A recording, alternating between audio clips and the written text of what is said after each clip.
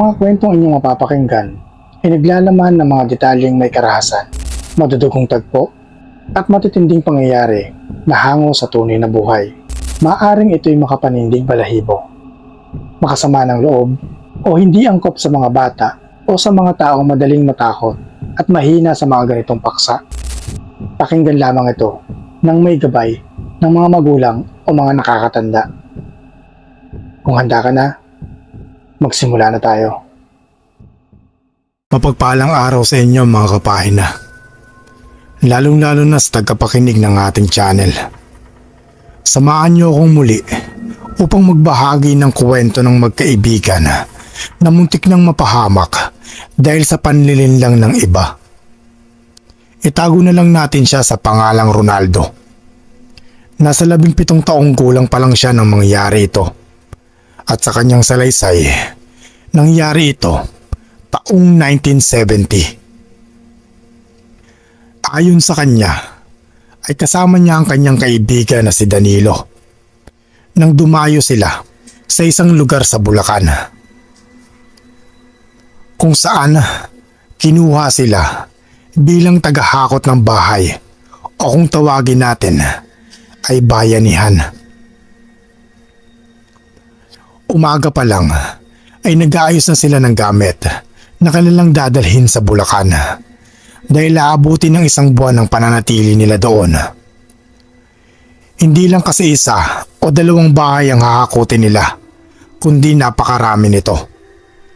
Dahil nakabili ng lupang titirahan ang mga tao doon, kaya sila ang inatasan para magtrabaho at akutin ng mga bahay at ilipat ito sa ibang lugar. Ganun naman talaga ang ginagawa natin sa mga bahay kubo ng mga panahon na yon. Bilisan mo dyan pre, at mahuhuli na tayo sa ating pupuntahan. Saglit lang pare, ba't ba nagmamadali ka? Alam mo naman yung amo natin, hindi pa natin kilala masyado yun.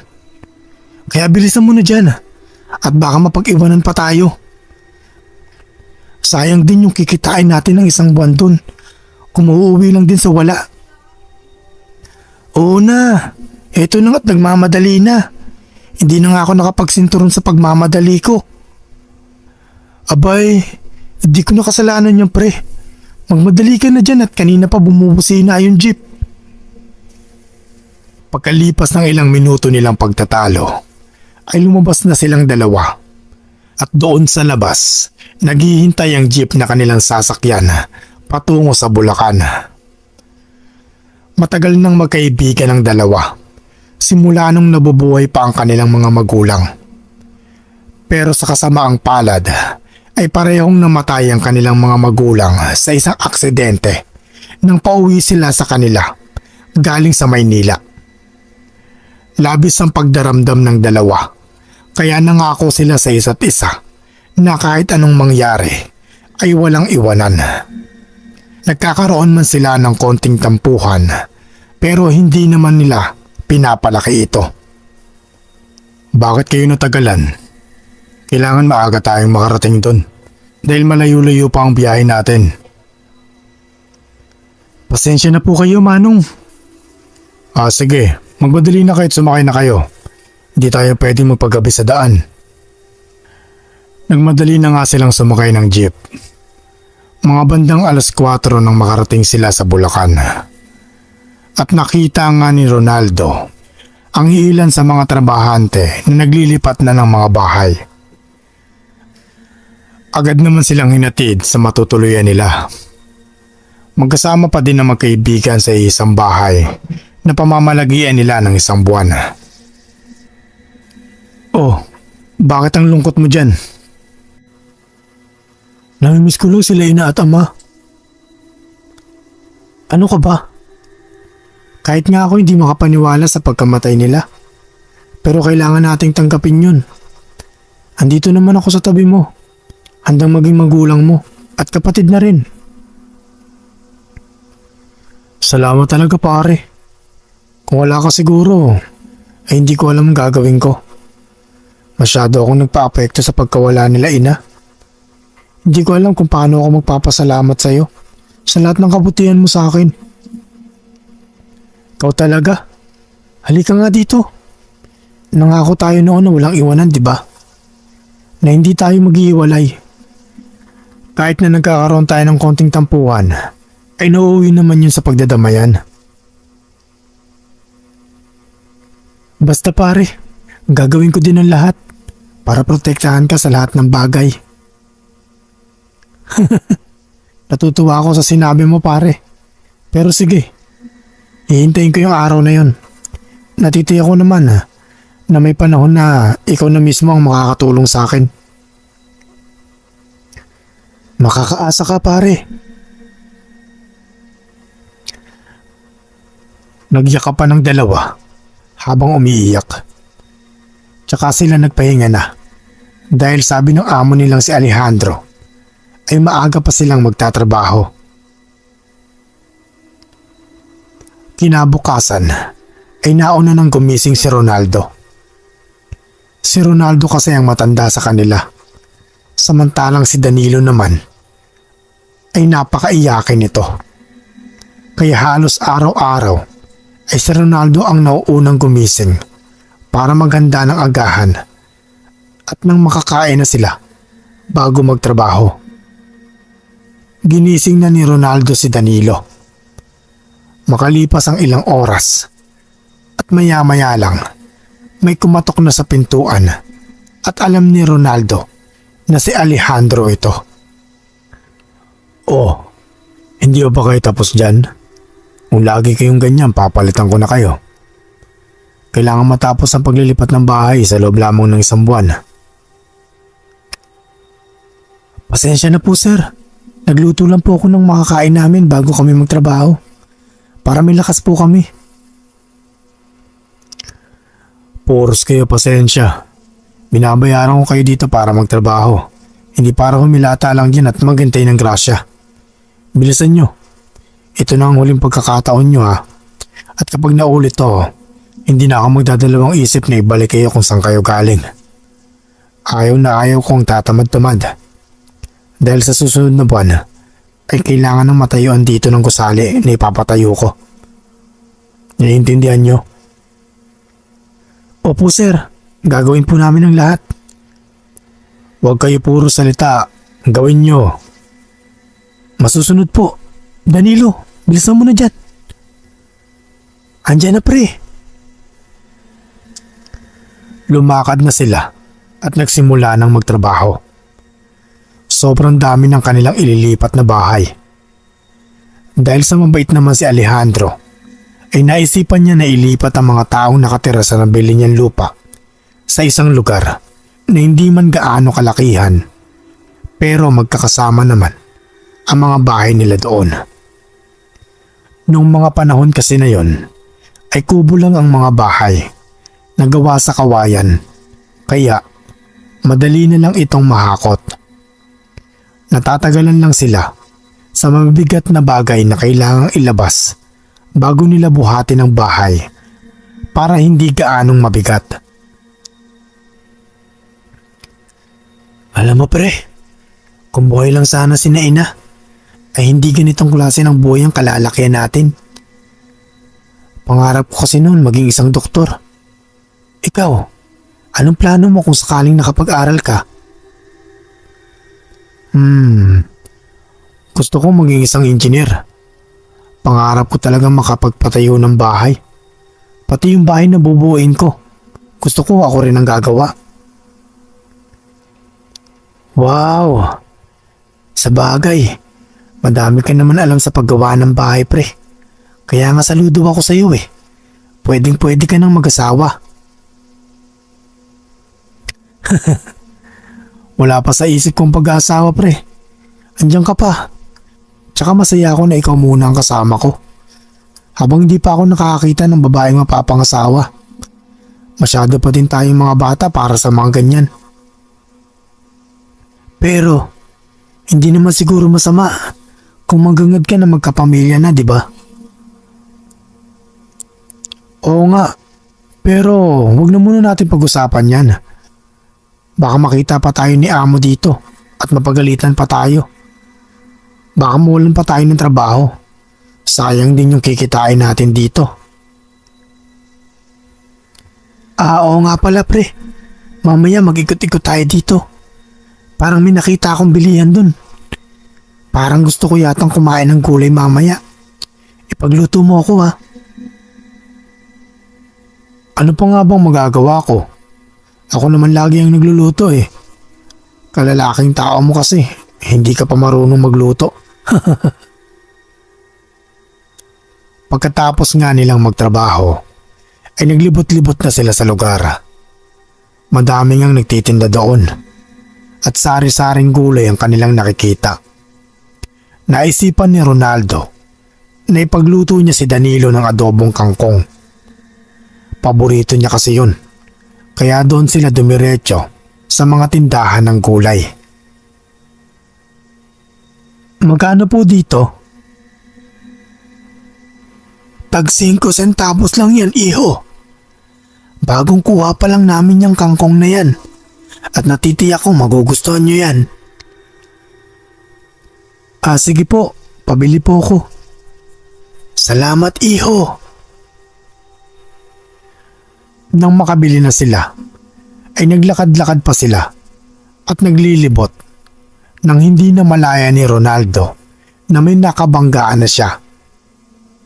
Pagtingin niya dito, isang matandang lalaki, kaya agad siyang humingi ng paumanhin dito dahil sa hindi sinasadyang pagkabangga niya dito. Paumanhin po. Hindi kayo taga rito ano? Opo. Pasensya na po ulit. Walang problema. Pero hindi dapat kayo naglalakad dito ng kayo-kayo lang. Bakit naman po? Hindi nyo alam kung anong lugar to. At mag-iingat kayo. Isa itong babala. Pre, kinakabahan ako. Hali kayo dito sa tindahan ko. Dinala nga ni Alfonso ang dalawa sa tindahan niya. Hindi naman malayo yun sa mga nagtitinda ng gulay. Binigyan sila ni Alfonso ng kalamansi. Para saan po to? Magagamit niyo yan balang araw. Kaya itabi niyo lang muna yung kalamansi na yan. Pero, ano nga po palang ibig sabihin nyo kanina? Pinag-iingat ko lang kayo sa lugar na to. Lalo na at mga dayo lang kayo. Hindi kayo taga rito. Kayo ang magiging punteriya ng mga aswang. Aswang po? May aswang po dito? Matagal ng panahon na nananahimik ang mga aswang dito. Lumalabas lang sila kapag merong mga dayo. Kaya mag-iingat kayo sa lahat ng nakakasalubong at nakakasalamuhan nyo. Dahil baka isa din itong aswang. Aswang din po ba kayo, Manong?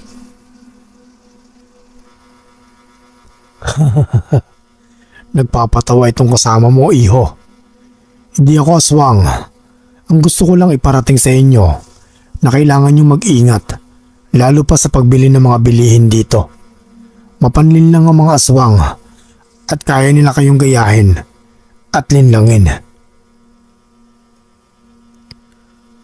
Hala, nakakatakot pala dito. Ano pong gagawin namin dito sa kalamansi? Itabi nyo lang yung kalamansi na yan at balang araw malalaman nyo ang paggagamitan nito. Hindi malaman ng dalawa ang kanilang mararamdaman dahil sa binigay ni Manong Alfonso na kalamansi. Tinitignan ito ni Ronaldo habang naglalakad na sila pauwi. Parang may kakaiba siyang nakikita sa kalamansi pero hindi niya matukoy kung ano ito. Itinabi na lang niya ito tsaka siya nagluto ng kakainin nila ni Danilo. Mga ilang minuto lang naman ang tinagal ng niluto niya ay sabay na silang kumaing magkaibigan. Habang kumakain sila, ay napag-usapan nila ang kakaibang nararamdaman nila noong kausap nila si Alfonso. Pre, totoo kaya yung sinabi ni Manong Alfonso na meron daw aswang dito? Hindi ko alam pre.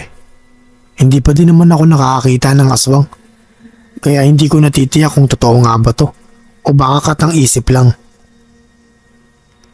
Pero mukhang nagsasabi naman siya ng totoo. Wala naman siguro siyang intensyon na takutin tayo, di ba? Tama ka. Pero mag-iingat na lang tayo. Gaya nga ng sinabi ni Manong Alfonso. Paano kaya kung totoo pre no? Tapos lapain tayo ng mga aswang? Ayaw ka pang mamatay. Tumigil ka nga. Nasisiguro ko naman na hindi ka kakainin ng mga aswang dahil ayaw nila sa mga iyakin na tulad mo. Naku pre, kung ikaw talaga ang nilapa ng mga aswang, hindi kita tutulungan.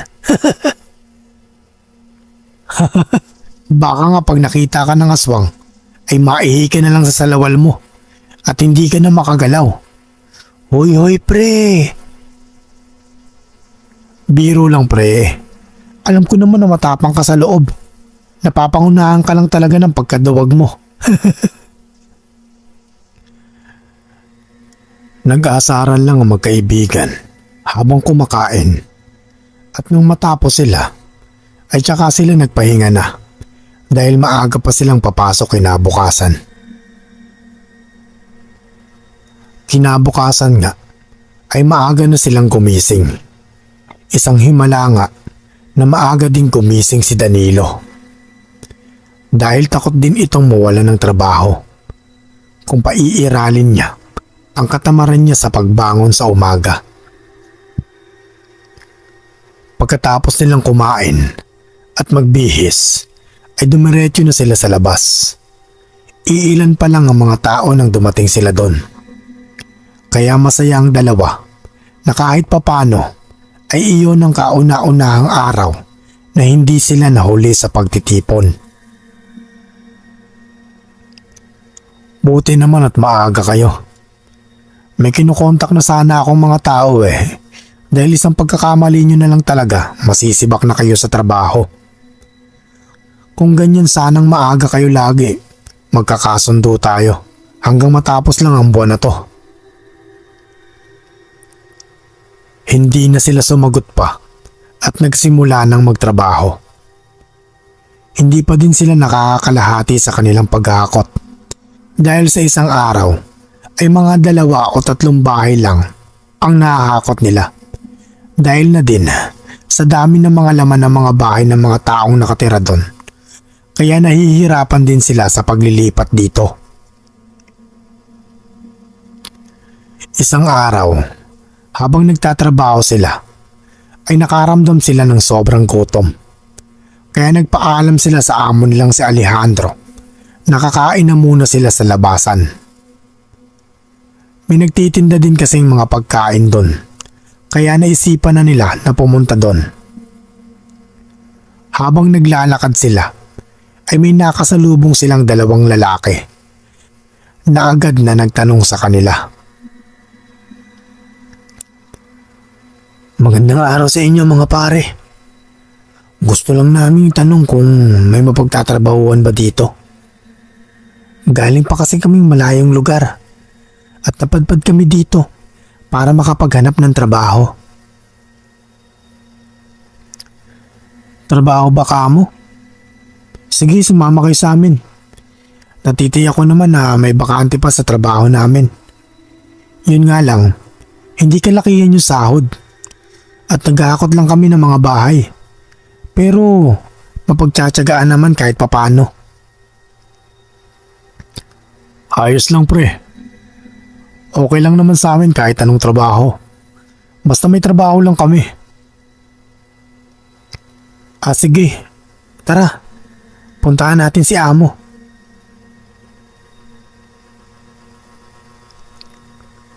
Pre. Gutom na ako. Mamaya ka na kumain. Ihatid na muna natin sila kay amo. Kawawa naman at parang kailangan talaga nila ng trabaho. Basta mamaya, pangako ko sa'yo, magluluto ako ng masarap na ulam. Sabi mo yan ha? Oo naman pre, ikaw pa ba? Malakas ka sa akin eh. O ano mga pre? Tara na, ihahatid ko kayo kay amo. Pag may bakante pa dun, tiyak na kahit ngayon pwede na kayong magsimula. Dinala nga nila ang dalawang lalaki. Hindi pa ito nagpapakilala sa kanila at hindi nila natatanong ang mga yon. Pagdating nila doon ay naabutan nila si Alejandro na nagkakape, kaya agad na hinarap ni Ronaldo si Alejandro. Sir, pasensya na ho sa abala, pero itatanong ko lang po, may bakante pa po ba dito? May dalawang lalaki po kasi kaming nakasalubong dyan. Diyan lang po sa may labas. Naghahanap po ng trabaho. Kawawa naman po Galing pa daw sila sa malayong lugar. Sige, papasukin mo dito. Lumabas si Ronaldo para tawagin yung dalawang lalaki. Halina kayo sa loob. Pagpasok nila, agad na pinakilala ni Ronaldo ang dalawa. Ito pala si Amo.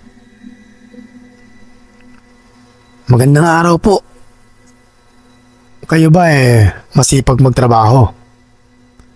Ayaw ko nang tatamad-tamad dito. Kahit nga yung si Ronaldo gusto ko nang ipatanggal dahil sa lagi nilang nahuhuli sa pagtitipo namin.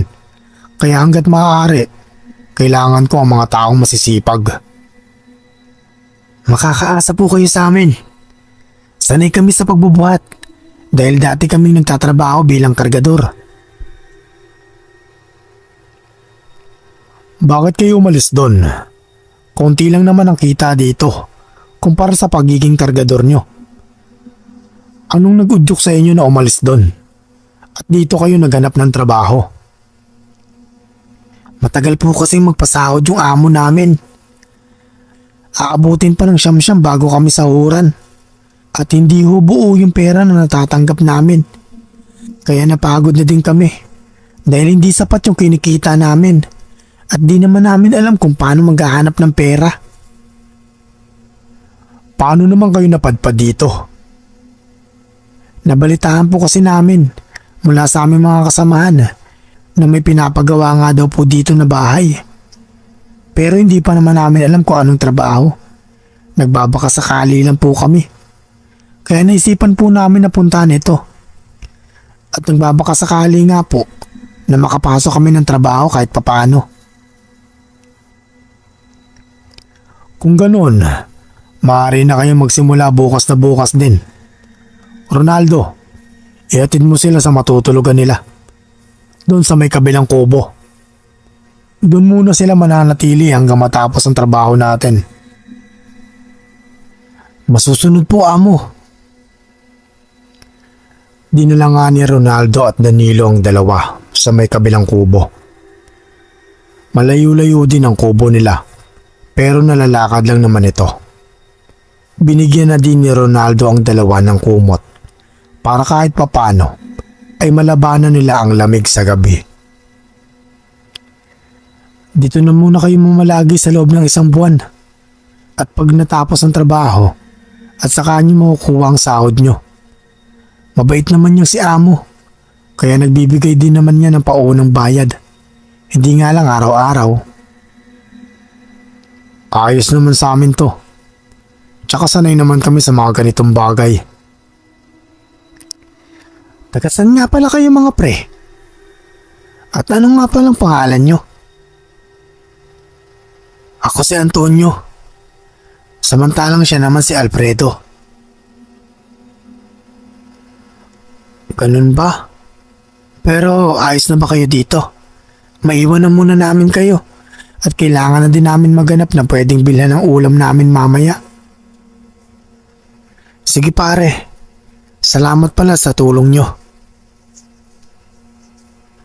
Iniwan na nga ng dalawang magkaibigan ang bagong nakilala nila Tsaka sila pumunta sa bayan upang maghanap muli ng pwedeng lutuin.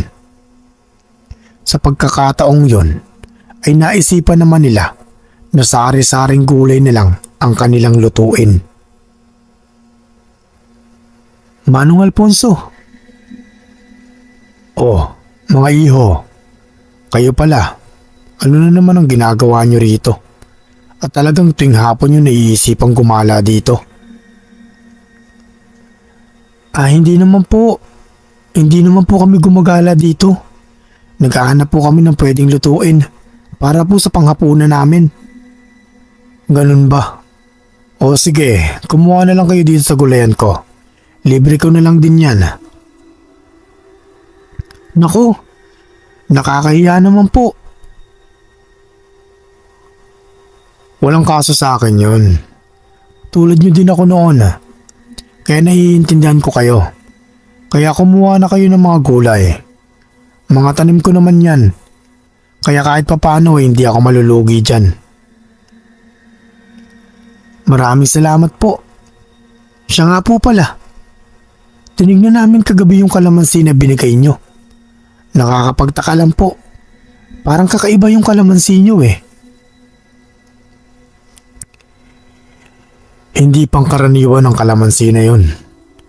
Maaari niyong gamitin ito kapag nakatikim na kayo ng pagkain na walang lasa. Walang lasa po? Ano po yun? Bakit naman po? Ay nako, malalaman nyo din yan kapag nasa harap nyo ng pagkain na yon. Lagyan nyo ng kalamansi para makasigurado lang kayo kung totoong karne nga ba ang kinakain nyo o nililin lang lamang kayo. Ang ibig niyo pong sabihin, mga aswang po ang may gawa ng panlilin lang na yun kung sakali po. Ganun na nga. Ang mga aswang ay may kakayahang magbigay ng pagkain na akala nyo ay normal lang na pagkain sa mga mata ng tao. Ngunit pag nilagyan nyo ito ng kalamansi na yon, ay lalabas ang totoong anyo ng mga ito. Maaring dahon lang ito, uod, mga insekto, at ang pinakamalala sa lahat, baka karne ito ng tao. Nakakatakot naman po yan, Manong Alfonso. Paano po pag naka-encounter kami ng ganyan? Kagaya ng sinabi ko, yun lang ang sundin nyo. Salamat po, Manong Alfonso. Mauna na po kami. O sige, mauna na kayo at baka gabihin pa kayo sa daan. Sige po, Manong. Mauna na po kami. Umalis na ang magkaibigan. Pero nakatatak pa din sa isip nila ang mga sinabi ni Manong Alfonso. Habang naglalakad sila, may biglang humarang na dalawang aso sa kanila. Lingid sa kaalaman ng dalawa na sinundan pala sila kanina ni Manong Alfonso.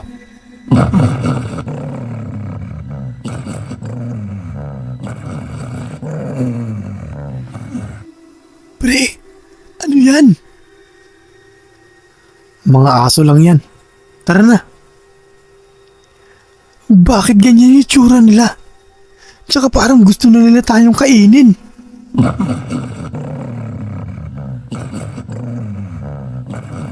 Pre!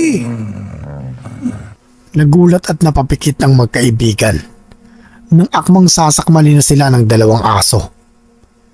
Ngunit, laking gulat nila nang may marinig silang malakas na hampas, kaya daan-daan nilang dinilat ang kanilang mga mata at nakita nila si Manong Alfonso hawak-hawak ang isang latigo na pinampapalo niya sa mga aso.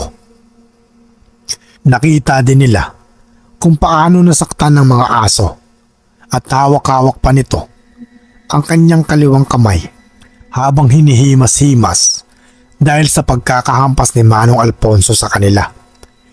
Tsaka ito nagtatakbo papalayo. Manong Alfonso, sabi ko naman sa inyo, na huwag kayong maglalakad ng ganito kadilim. Delikado sa lugar na to. Ano bang mga yun, Manong Alfonso? Yung mga yon, mga aswang yun na nagbabalat kayo. Nagpapanggap bilang hayop para tugisin ang mga biktima nila. Mga nagpapanggap bilang mga aso. Dahil kung sakali man na makatakas ang sino mang biktima nila, ay aakalain lang na mga hayop ang gumambala dito. Pre, natatakot na ako. Huwag kang anduwag. Bakit nyo nga po pala hinayaang makatakas sa mga yon? Gusto kong magkaroon kami ng magandang laban. Ano pong ibig niyong sabihin? Matagal ko nang gustong makalaban ng mga aswang. Dahil salot sila. Pero gusto kong bigyan nila ako ng matinding laban. Sa ngayon ay namimilipit pa sila sa sakit dahil sa pagkakahampas ko sa kanilang braso. Kaya nasisiguro ko na mahihirapan na silang magpagaling. Ganun po ba? Oo, tara na at ihatid ko na muna kayo. Baka kayo ang balikan ng mga aswang na yon. Hinatid nga ni Manong Alfonso ang dalawa. Kitang-kita ang panginginig ni Danilo at halos hindi na niya maigalaw ang kanyang katawan.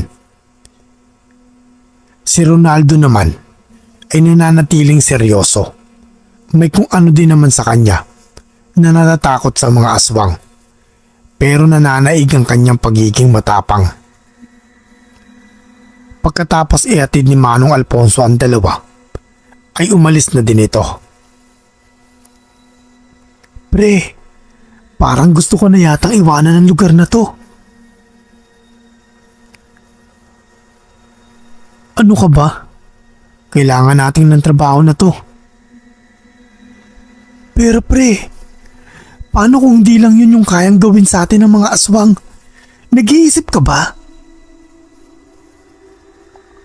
Walang magagawa yung mga aswang sa atin. Yan! Diyan ka magaling eh. Sa pagmamayabang mo. Gusto ko pang mabuhay, pre. Sige, umalis ka. Iwanan mo na ako dito. Umalis ka na ngayon. Ngayon na. Sanay naman ako na laging iniiwan eh. Pasensya ka na, pare. Hindi ko sinasadya. Hindi mo kasi naiintindihan na kailangan natin ng pera. Akala mo kasi, madali lang na pag umuwi tayo makakahanap agad tayo ng trabaho dun. Walang tatanggap sa atin, pre, dahil hindi naman tayo nakapagtapos ng pag-aaral. Paumanhin, pare. Alam kong kasalanan ko. Pre, para na kitang kapatid at hindi ko naman hahayaan na may mangyari sa'yo. Kaya bago pa man na ikaw ang lapangin ng aswang na yon, ay dadaan muna sila sa bangkay ko. Salamat talaga, pare. At pasensya na din sa inasal ko. Alam kong mali yun, kaya patawarin mo ko. Ayos lang. Minsan nakakapagbitiw tayo ng salita dahil sa sobrang galit at takot. Pero naiintindihan kita, pre. Naiintindihan kita. O siya, magluluto na muna ako para makakain na tayo. Sige, pre. Nagugutom na rin ako eh. Nagluto na nga si Ronaldo ng uulamin nila para sa gabing yun.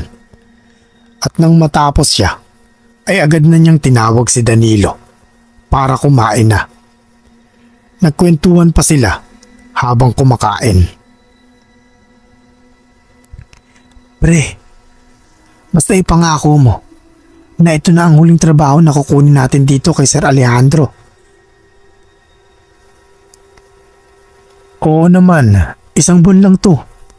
Pagkatapos nun wala na. Magnegosyo na lang siguro tayo dun sa atin. Mas okay pa yun kaysa palipat-lipat tayo ng tirahan upang makapaghanap ng trabaho. Maganda yung suhestyon mo, pre. O ano namang negosyo ang tatayo natin? Kahit mga bigasan na lang ano. Kahit di naman kalakihan ang sasahurin natin sa katapusan. Kaya naman siguro natin gamitin ito para lang panimula sa gagawin nating negosyo.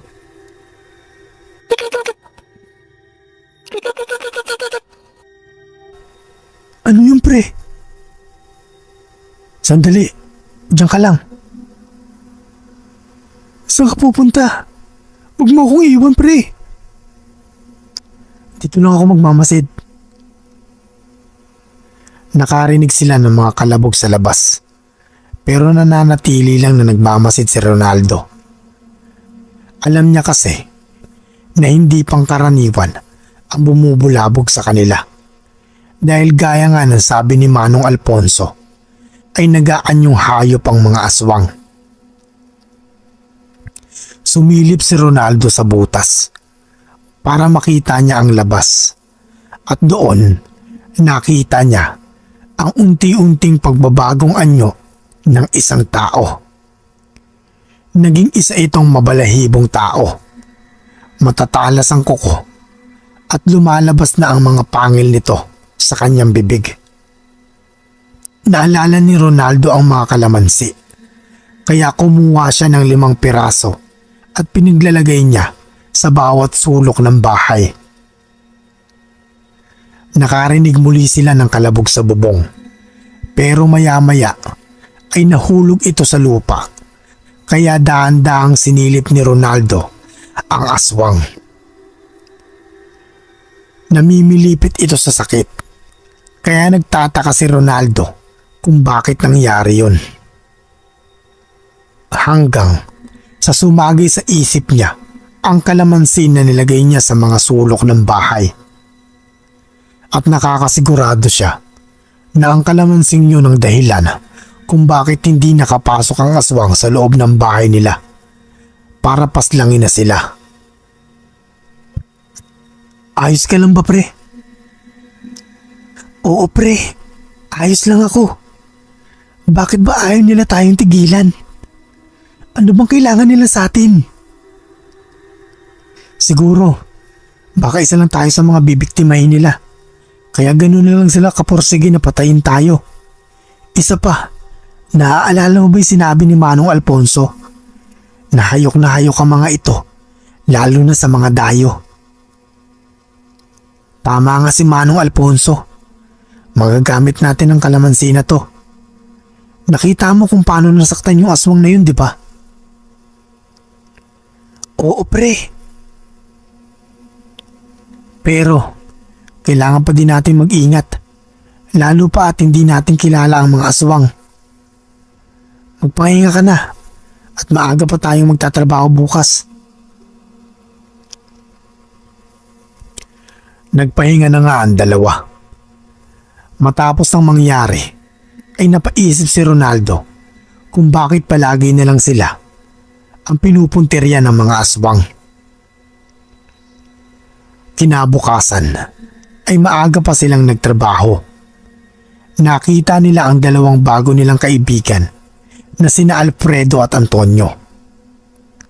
Pero nagtataka sila kung bakit may benda ang kamay ng mga ito.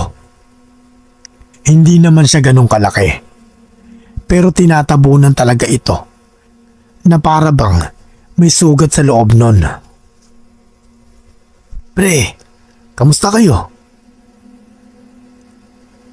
Mabuti naman pre. Kayo kamusta? Ano palang nangyari dyan sa kamay nyo? Ah, wala to. Naglagay kasi kami ng alambre sa bahay. Kaya nagasgasan ang mga kamay namin. Ah, ganun ba? Sa susunod mag-iingat kayo ah. Lalo na ngayon, may mga gumagalang aswang dito. Aswang? Bakit? Totoo ba ang mga aswang? Oo. Nakita mismo ng 2 mata namin. Kaya nakakatiyak talaga kami na mga aswang nga yung mga yun. Naku pare, mag-iingat kayo. Dahil kung totoo man yung mga aswang na yan, ay kailangan yung mag-ingat.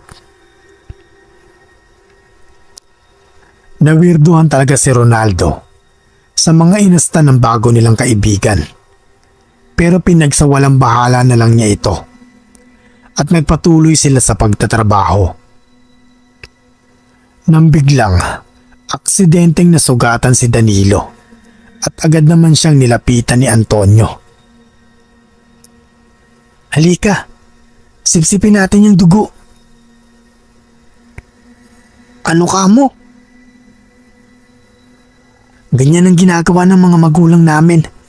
Sa tuwing nasusugatan kami, sinisipsip nila ang dugo para daw huminto ito. Nakita ni Ryan ang ginawa ni Antonio sa kaibigan, kaya dali-dali itong pumunta sa kanila at kinuha ang kamay ng kaibigan. Ano yan? Sisipsipin ko lang sana yung dugo niya para hindi na muling dumugo. Nasugatan kasi siya eh. Pwede namang si Danilo na lang magsipsip ng sarili niyang dugo. Hindi mo na kailangan pang gawin yun. Pero kasi, Hindi na pre. Kung hindi naman pwede na sipsipin niya yung sarili niyang dugo. Nandito naman ako. Tsaka meron naman mga pamunos dyan. sige, kayong bahala. Balik na ako sa trabaho. Nga pala, mamaya kung gusto nyo, pumunta kayo sa kubo namin.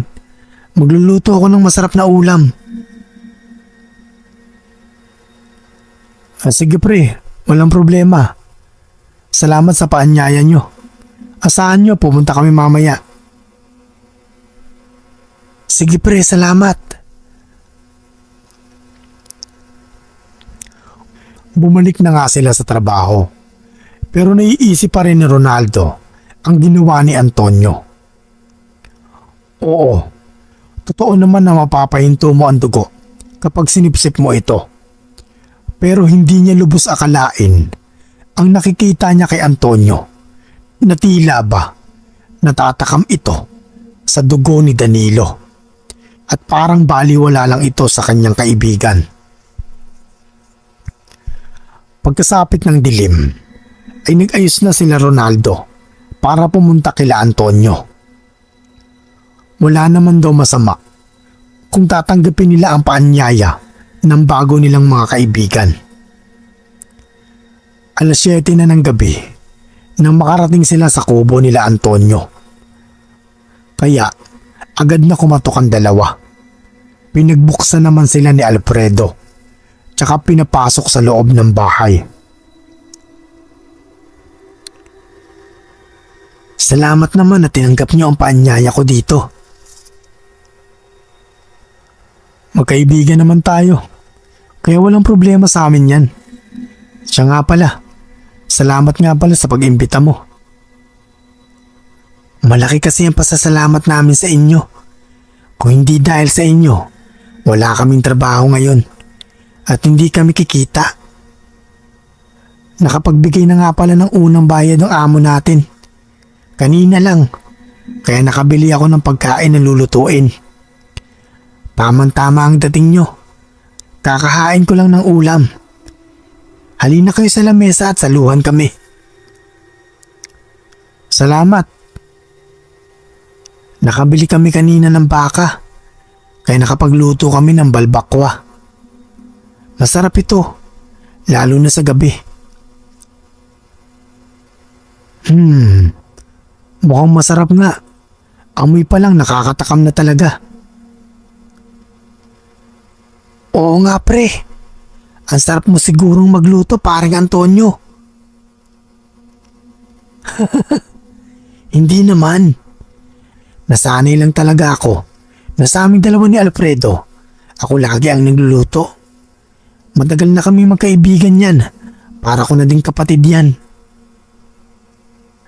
Nakakatuwa namang isipin na pareho pala tayo. Ako din na nagluluto sa amin ni Danilo. At tinuturing ko na din siya na parang tunay kong kapatid. Sa katunayan nga, napakaiyakin ng batang yan. Matanda lang ako sa kanya ng ilang taon. Pero ayaw kong magpatawag ng kuya. Pare pa din ang tawagan namin. Parang kami lang nitong si Alfredo. Matanda din ako sa kanya ng ilang buwan lang naman. Akalain mo yun, magkapareho pala tayong apat eh. O siya, at ako'y gutom na. Titikman ko na yung mga luto mo.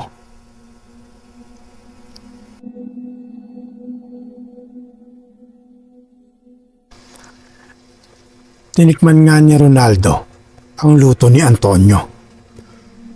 Pero habang napaparami ang kanyang kinakain, ay hindi niya nalalasahan ito. Nagtaka man siya, ay tinuloy-tuloy niya pa rin ang pagkain. Pero wala talaga siyang malasahan. Kinalabit naman siya ni Danilo at sinabi sa kanya na walang lasa ang kinakain nila. Kaya mas lalo siyang nakabuo ng pagtatanong sa kanyang isipan. Saglit lang at kukuha muna ako ng maiinom.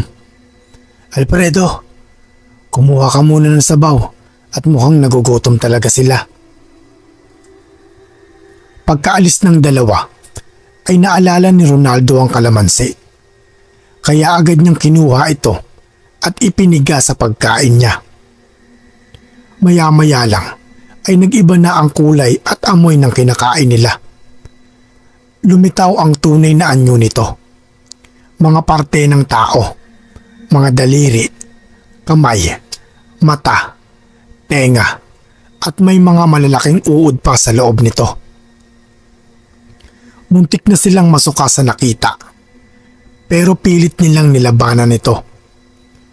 Hanggat maaari ay ayaw nilang magpakita ng kahit na anong bagay na pagdududahan nila Antonio. Pagdating ni Antonio kasama si Alfredo, ay nagkunwari sila Ronaldo na kumukuha ng balbakwa. Pero kitang-kita niya kung paano kumapit ang mga uod sa kanyang tinidor. Nilagay niya ito sa plato at nagkunwaring kinakausap si Antonio. Para hindi mahalata na hindi sila kumakain. Kinilabutan na ang magkaibigan at nag-iisip na sila kung paano makakatakas.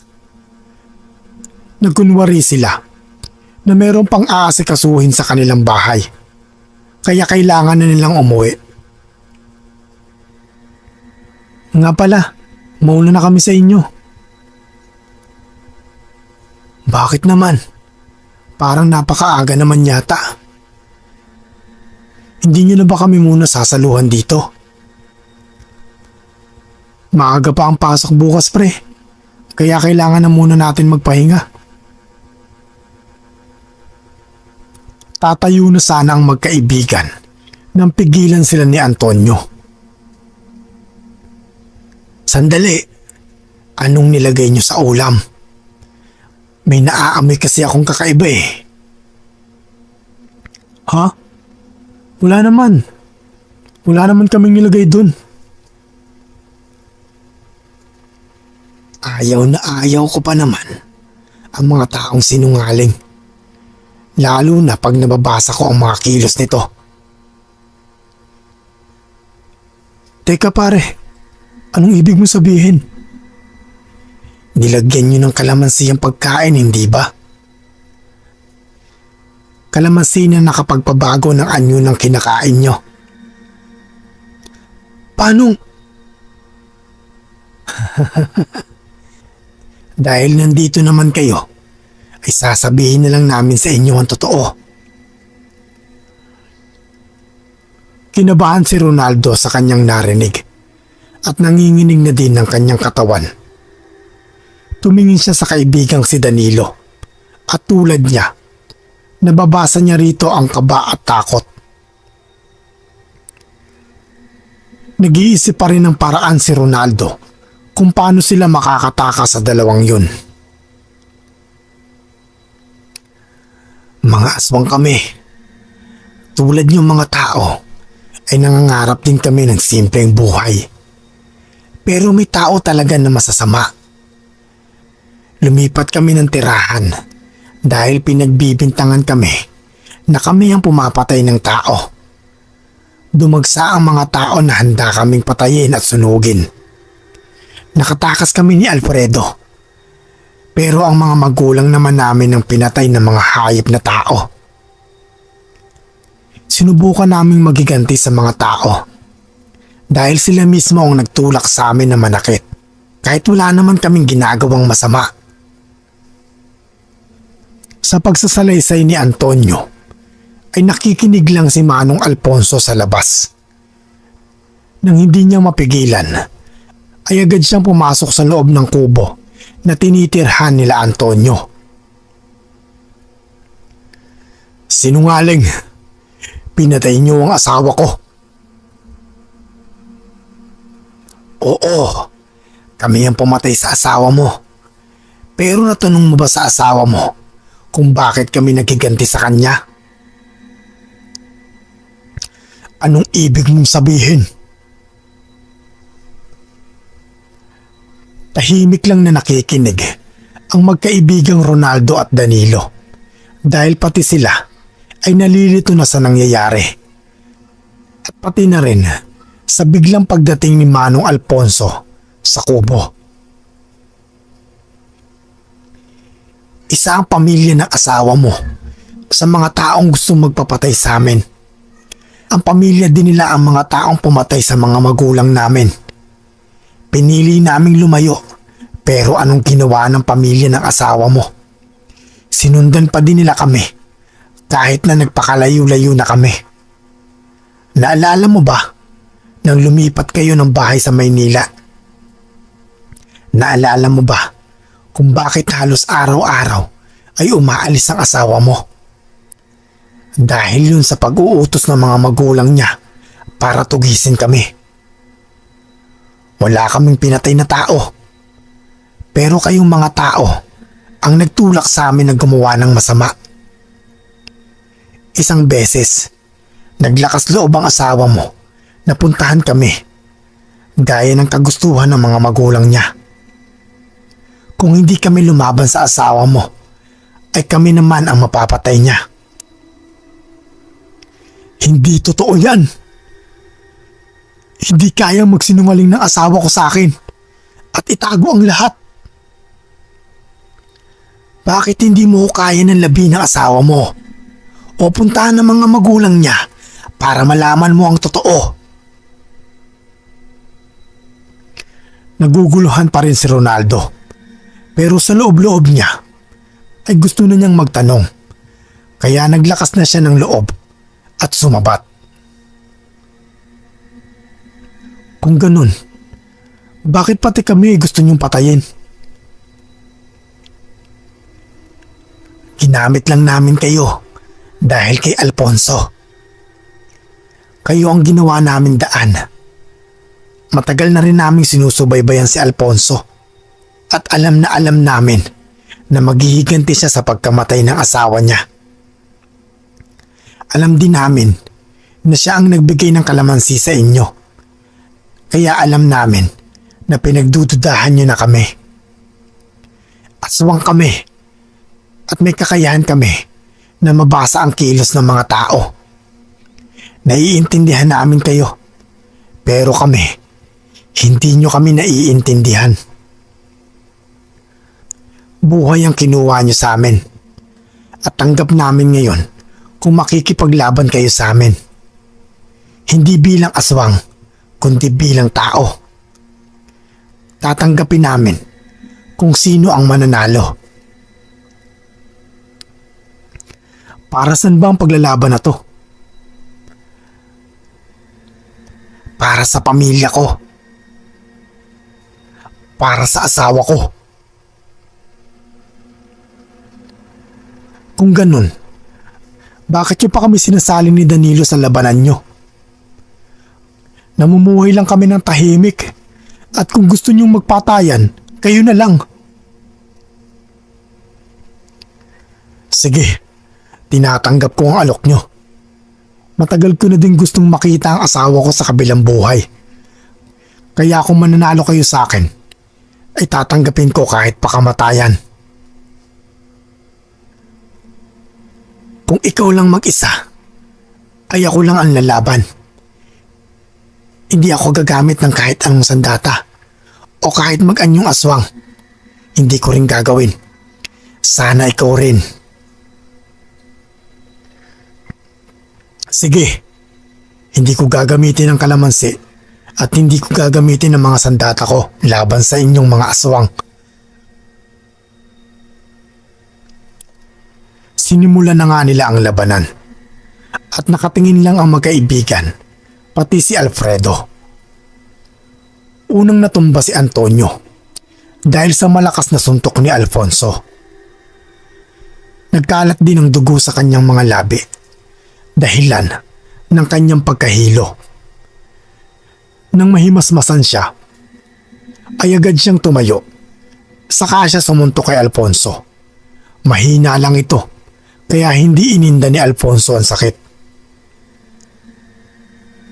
Naging mapusok ang laban ng dalawa at walang nagpapatalo.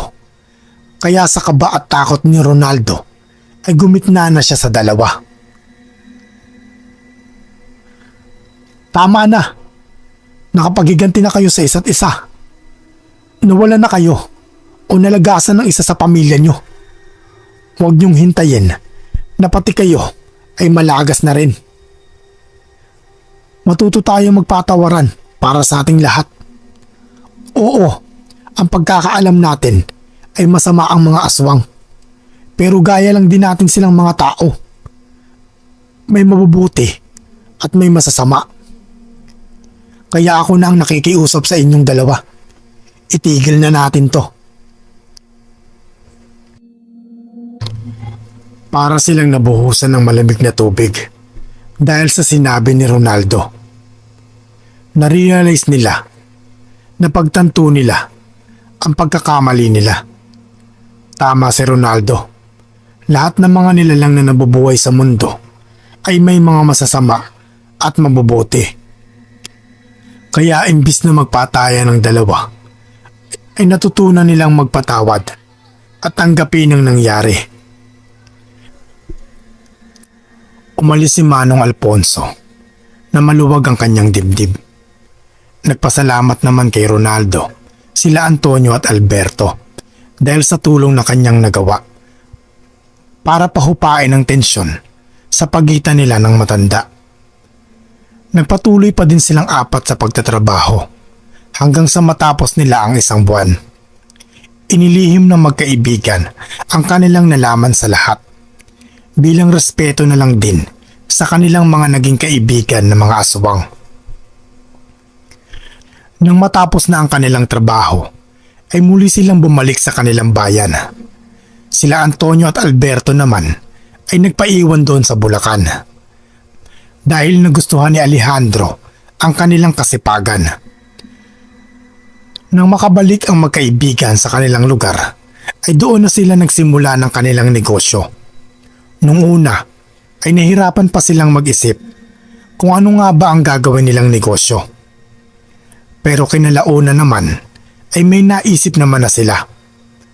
Nagtayo sila ng tindahan ng kalamansi. Gamit ang pera na kanilang kinita, nagsimula silang magtanim ng mga ito sa kanilang likod bahay hanggang sa lumago ang kanilang negosyo at dumami ang kanilang mga parokyano na umaangkat na mga ito. Nagbunga ang kanilang kasipagan at pagsusumikap bilang mga tindero ng kalamansi. Naway may natutunan kayo sa ating kwento mga kapahina. Isang kwento kung saan mararamdaman mo ang sakit, galit at paghihiganti. Ang matuto at magpatawad. Hanggang dito na lang ang kwento ng dalawang magkaibigan. Dalawang magkaibigang aswang at isang matanda na naghahangad ng katarungan. Maraming salamat sa inyong pakikinig. Naway may natutunan kayo sa kwento nila. Hanggang sa susunod po nating kwentuhan, mga kapahina.